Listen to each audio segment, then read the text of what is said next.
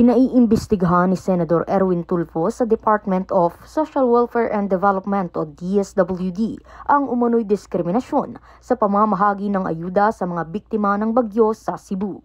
Ito ay upang matiyak na ang lahat ng apektado ng bagyo ay makakatanggap ng tamang supply at nararapat na tulong mula sa pamahalaan sa gitna ng umano'y pamimili ng mga mamamayan na bibigyan ng tulong sa nasabing lalawigan. Ayon sa senador, nakakagalit ang mga balitang kanyang natanggap ukol sa ilang mga personel sa Cebu na ganito ang gawain. Dagdag pa niya, hindi raw ito ang unang pagkakataon na may mga ganitong insidente.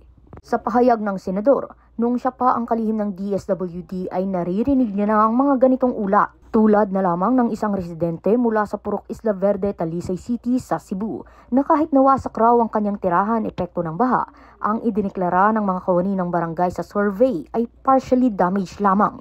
Double whammy, yan ang binitawang salita ng senador sa patuloy na diskriminasyon sa ayuda, kung saan ang ibig sabihin ay biktima na nga ng kalamidad tapos biktima pa ng manipulasyon sa pamamahagi ng ayuda. Matatandaang noong Hulyo, inihain ni Senador Tulfo ang Senate Bill No. 254 o ang panukalang Anti-Discrimination in the Delivery of Social Protection Programs Act, kung saan ay layo ng batas na ito na bigyang parusa ang mga mapanuri, mapanlinlang, mapanamantala at diskriminatoryong gawain ng mga opisyales ng gobyerno sa pagsiserbisyo o pamamahagi ng tulong sa mga programang panlipunang proteksyon. Saad ng senador, nakakasiguro siyang masusolusyonan ang ganitong klase ng issues sa ayuda sapagkat kilala niya si DSWD Rex Gatchalian na hindi nito palalampasin ang mga ganitong klase ng insidente.